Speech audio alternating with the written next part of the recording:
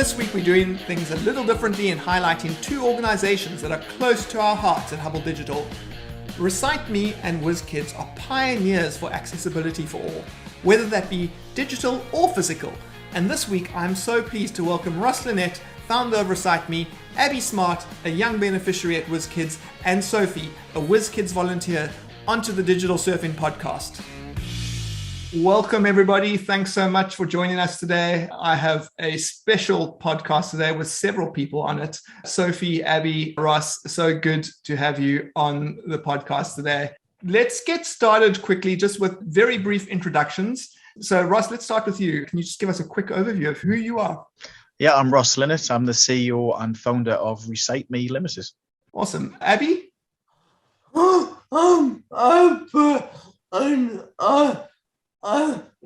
With the kids, football there. Nice to meet you. Sophie? Hi, I'm Sophie and I'm the Volunteer Support Officer at WhizzKidz. Thanks for having us. Awesome. Well, thanks for joining me. Right, let's get straight into it. And another question for you, Ross. So you're the CEO of Recite Me. What is that all about? Well, being a CEO, it's almost like one of those questions that somebody can never really answer, because I think a CEO is different to many different guys. But basically, I kind of founded the company. I thought of the idea and I've led the organization for the last 10 years. But I've led it in a very individual way because I think dyslexics think differently, they manage differently, and they produce very different companies. And what exactly does Recite Me do? You hinted to some stuff there, but what do you guys do? So we're a web accessibility company that allows websites to become instantly accessible. So it's sometimes best answering it not what the product does, but what it fixes. Is that when I was dyslexic, I was diagnosed with dyslexia at university. All of the technology that would help me was sitting on my computer that I often had to purchase, such as reading text aloud, changing the background color, dictionary definitions of words, spell checkers. And we've took all this technology and allowed it to be integrated into websites automatically.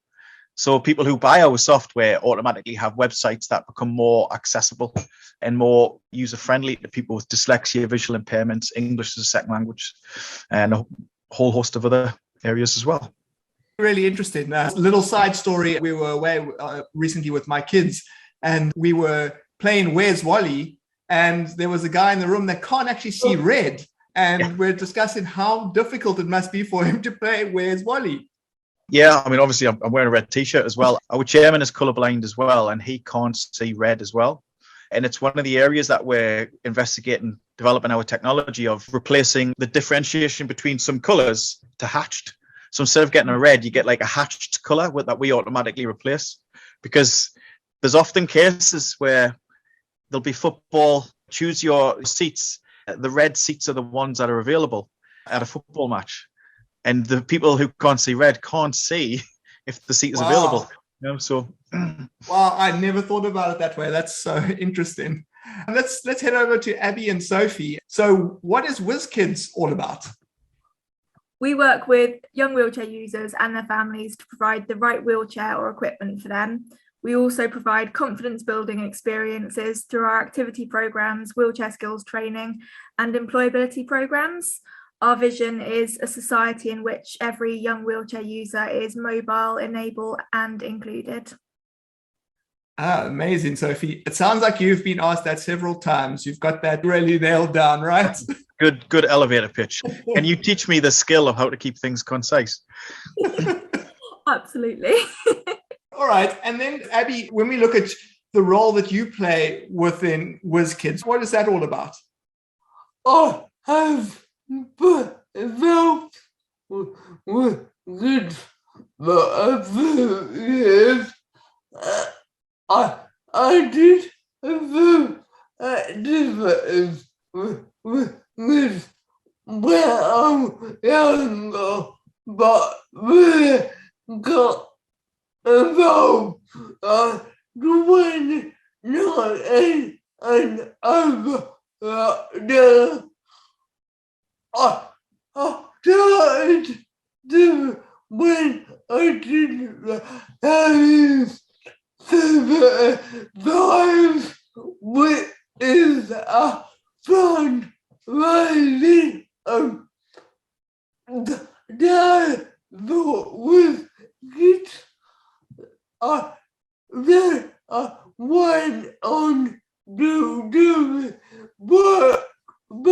perform, but then did but decided bands and what of fun there.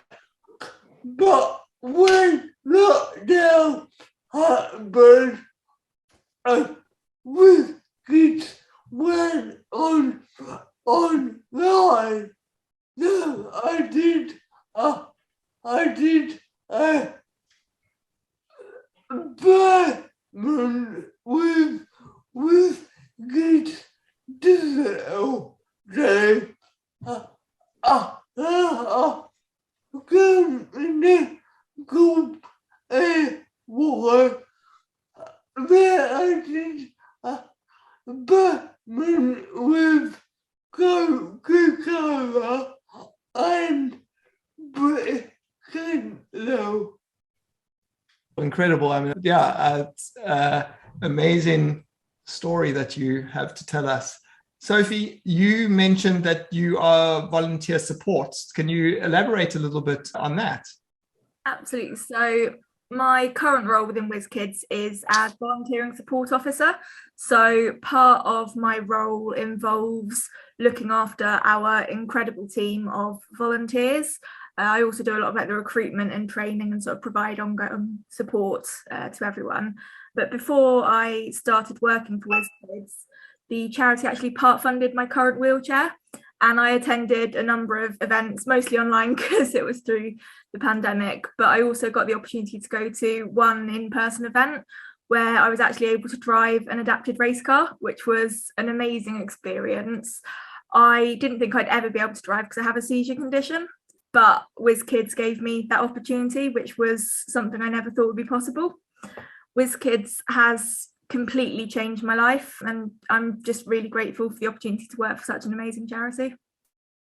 That's it. All got incredible stories today. The story I'll tell you, which is slightly less incredible than yours, my children, their best friends, Granny, also makes wheelchairs, and at their holiday home, she has created a buggy for the beach that with these fat tires and so on. And for the last 8 years of going to visit them every year on the beach, my children and their children had the greatest amount of time on this adaptive buggy / wheelchair that they can actually drive on the beach and so on. So it's incredible to see what can be done with this type of technology and how it can be customized for everybody's individual needs.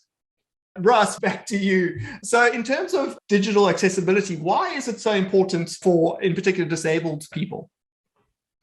Well, you say the world has been built around the 60% that probably don't need an adjustment. In the past, it was potentially a tick box exercise that was forced through legislations that you must do that. And people started thinking, well, you know, we might do that, or we might get taken to court, which is a predominant driver in the US because it's very litigious over there.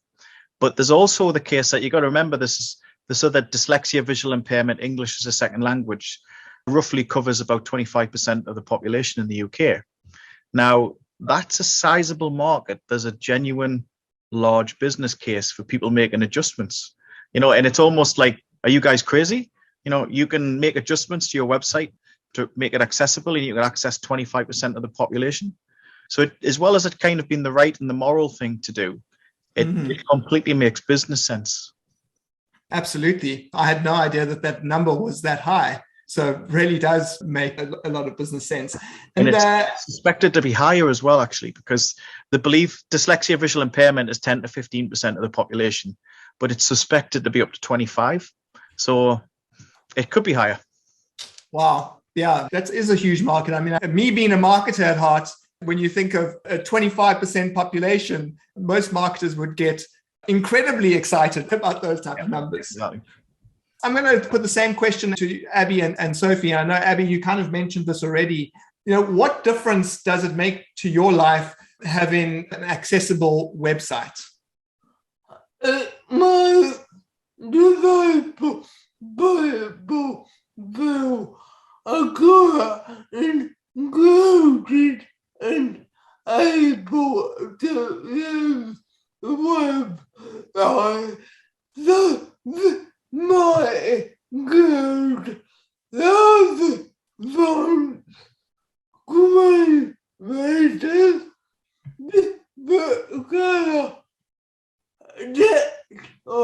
background, a lot of people, my local races of the different color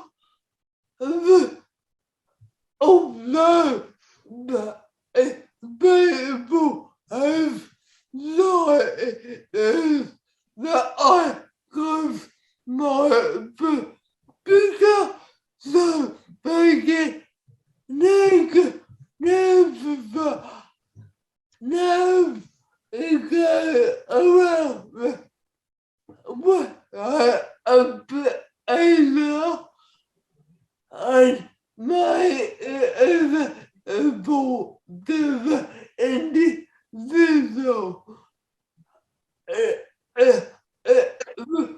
digital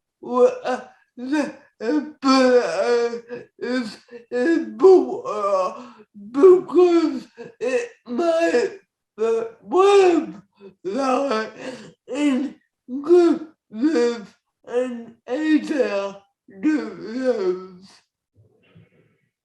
Awesome. Thank you, Abbie. And yourself, Sophie, the same question to you. What difference has it made to your life? I think very much in agreement with Ross and Abbie, what they've already said, to be honest. You know, digital accessibility is so important because it gives everyone the ability to access content online. Disabled people are often more reliant on digital technology than their non-disabled peers. I know about COVID, I wasn't able to go out shopping at all because I was on the shielding list, so I couldn't go out to do any of like the day-to-day activities that we all need to do. So online shopping, online banking, ordering my prescriptions online, and actually everyone needs to be able to do those kinds of things. So for those technologies to be accessible, it is vital, really. And there are so many things, as Abbie was saying, that companies can do to make their websites accessible to everyone with, you know, the different background colors. I think providing tools that can enable people to customize their experience means that it can be accessible to everyone. I suppose I'm a bit of a cliche in a way, in that I already make buying decisions on companies that show that they've got an environmental focus. I've got my Patagonia shirt on today and so on, you know. But for you guys, and Ross, we can start with you again since we're going kind of in a circle here. When you're making a buying decision, in general as society, do you think that there's a movement towards actually this company is providing a holistic experience for those that are abled and those that are disabled? They've taken into account. Do you think people are making that conscious decision to support those companies that are being more accessible to all? Yeah, there's actually a study called the Click Away Pound, and it was commissioned by the National Car Rental, and it studied into what displaced spending was going on. So somebody who arrived at a website that wasn't accessible, what happened?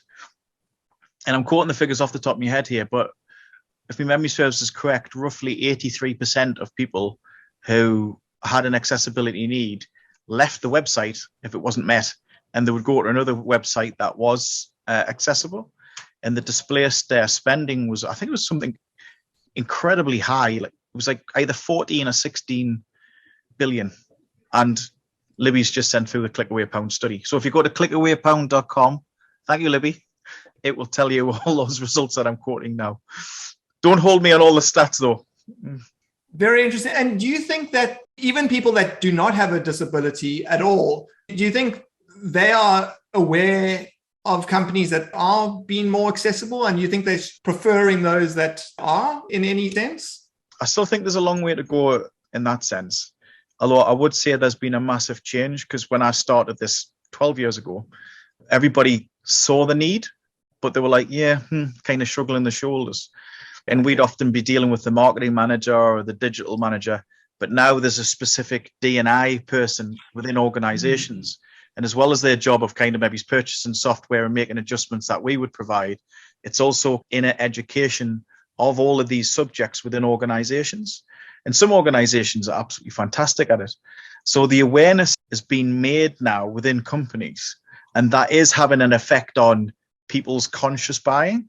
I personally haven't witnessed it, and I don't think there's a study. So I haven't witnessed a lot of people not buying things because of a website not being accessible to somebody when they're not in need of that accessibility. But that would be a fantastic position if it was, because that means accessibility would probably be fixed like that, because nobody would buy from those websites. Absolutely. Yeah. There probably needs to be some sort of social pressure applied there. Okay, I know that we don't have much more time, but I do want to get to the question about the WhizzKidz accessibility assessments. So maybe, Sophie, we can start with you this time. Could you tell us a little bit more about the WhizzKidz accessibility assessments? Absolutely. So WhizzKidz conducts accessibility assessments for businesses where a wheelchair user assesses the office space and makes accessibility recommendations. So I mentioned before, we offer work placements. Every work placement host undergoes an assessment to make sure that the environment is suitable for the young person doing the placement. And the accessibility assessments are also a benefit of being a member of our WhizzKidz Business Alliance and helps to improve D&I credentials. I think often disabled people are told places are accessible when in reality they aren't. Sometimes they'll have a ramp, but it's one that doesn't meet the requirements. You can't actually get your wheelchair up it and things like that. So I think WhizzKidz accessibility assessments are a fantastic opportunity for companies to get honest feedback and suggestions on how they can improve and give our young people the confidence to go to a work placement without having to worry about accessibility issues. Yeah, really, really interesting. And we are up on time now. So I think what you guys have discussed with us today is incredibly insightful. The people that listen to this podcast are mostly in digital. I'm taking a guess here, but I'm pretty sure most of them have not considered accessibility. April 2023, I think a lot of people do kind of mid-year planning. I certainly think it's something that a lot of people actually need to consider in their digital strategies for 2023 and going into 2024 and so on. So you guys have given us a lot of food for thought, and you all have incredible stories. So to Abbie, Sophie, Ross, thank you so much for joining us on Digital Surfing today. Thank you. Thank you very much for inviting us.